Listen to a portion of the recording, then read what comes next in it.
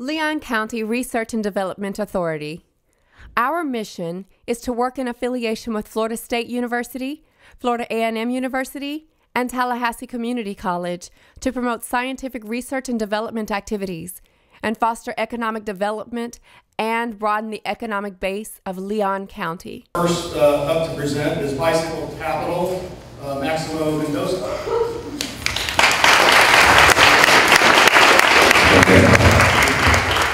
Hello.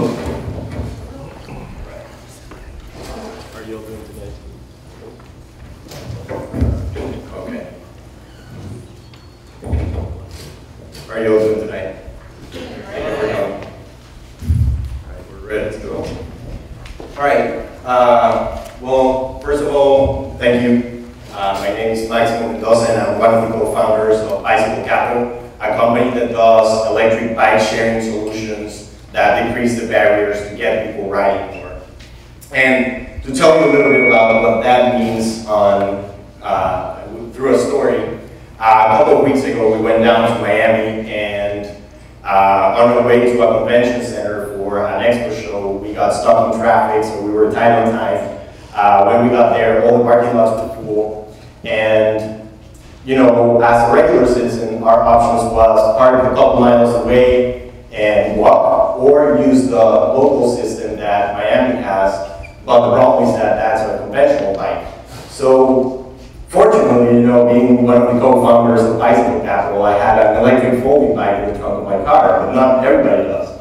So I just grabbed the bike, rode back to the conference center. I was fresh, I didn't put a lot of effort, and that's what we're trying to build.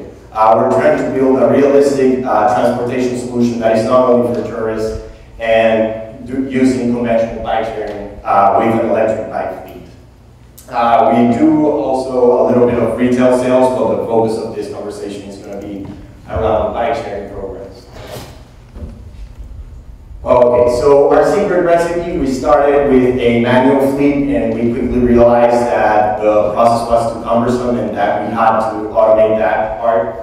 And that's when we contacted the FSU College of Engineering, and we developed, using a couple of their teams, proprietary technology that has led us to partner with manufacturers overseas that are able to deliver a commercial-ready application. One of the partnerships that we established over the last few months is a company that is already having 35,000 bikes on bike sharing programs, and they sell on Europe and Asia bicycles to other bike sharing programs as well. And now we're bringing that to Tallahassee through our company, and that partnership has allowed us to get those and fight for those city contracts. And we've also worked on some private sector offerings that we have right now. We've picked up a lot of speed with large employers, and we're also seeing a lot of interest from the greenhousing developers and the hotel chains that would like to see our solutions embedded on their premises. And that's why we integrated our company a little on the manufacturing and distribution side, so that we can provide us those effective and customized solutions that we wouldn't be able to provide if we didn't have a footprint on the manufacturing side of things. So the team that made this happen, these goofy looking guys in here, but we've gained some success abroad, right? We have, these are some of the key statistics for the contractors that we have, fleets of electric bike sharing programs embedded on their premises.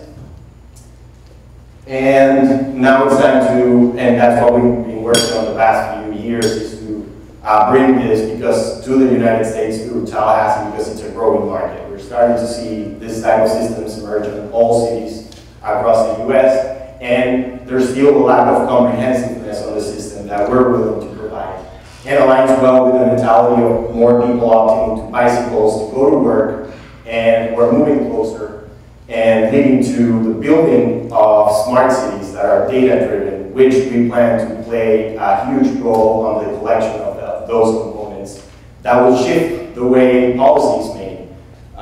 And the most important part of all is that we've gained a lot of traction not only overseas, but here, even though we're based in Tallahassee, like I said, the goal of this business, and these are some of the projects, the locations of the projects that we have projects coming up. And that's why we're here. We're here to get some funding that would help us close those deals on the business expansion side and make that happen, as well as filing for the proper intellectual property rights and polish the intellectual property that has been developed over the last 4 years. With the help that we collect over the next few months, we hope to be at gross profit of $2.9 million by 2018. And that is pretty, very, very close to the goal that we set ourselves to reach 3 years ago, and that's our 5-year plan, and we're right on track. If you guys have any questions, I'll be on the back. Thank you.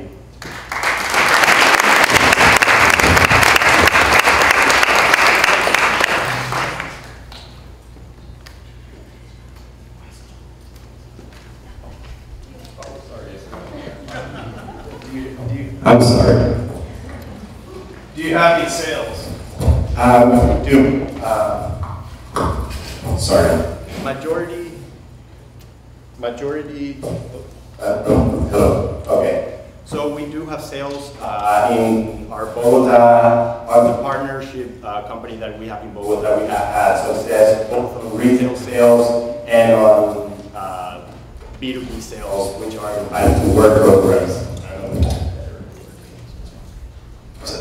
So the manufacturing's in Bogota, Colombia. What's, no? Go ahead. No, we currently work With manufacturers overseas in China and Taiwan to get the product or the specifications that we want, but we do have a close partnership with them. because we also serve as distributors of Electric bikes as well.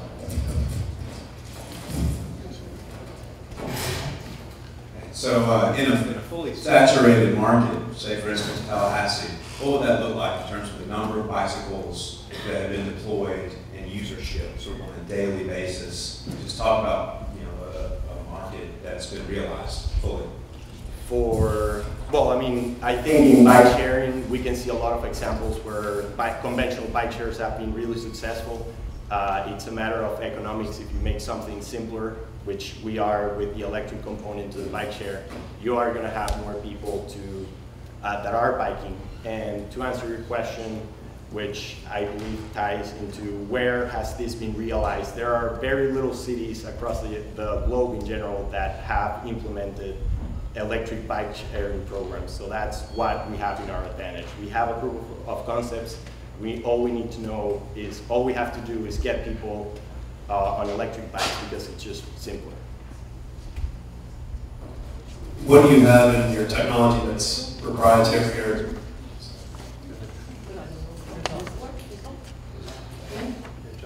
Okay, no, I have one. Thank you. Thank you for your presentation here.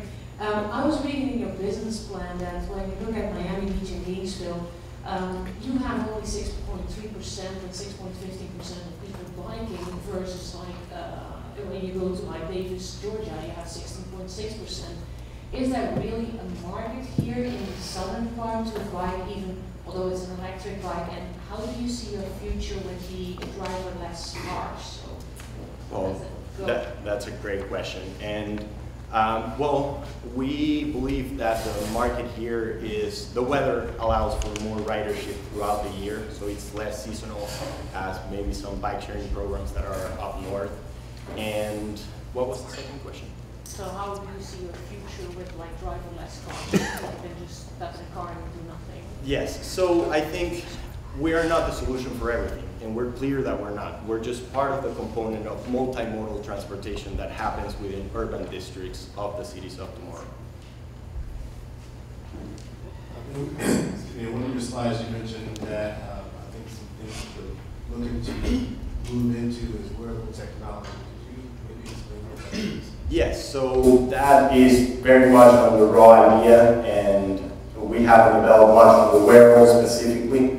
But it's a trend that is coming. We're already seeing wearables embedded in cars, and we see no reason why they wouldn't be embedded into electric bikes for different purposes. And that's what I was asking, you know, what type of purposes, what type of analytics are you looking for? Well, I think the analytics are endless. You know, now you can track the speed, you can track many things that were not available. So that data is what we talked about on the data collection component that we will be able to provide, not only to governments, but just businesses in general that are interested in that data. Those were a lot of matters that could help, make better decisions in the future.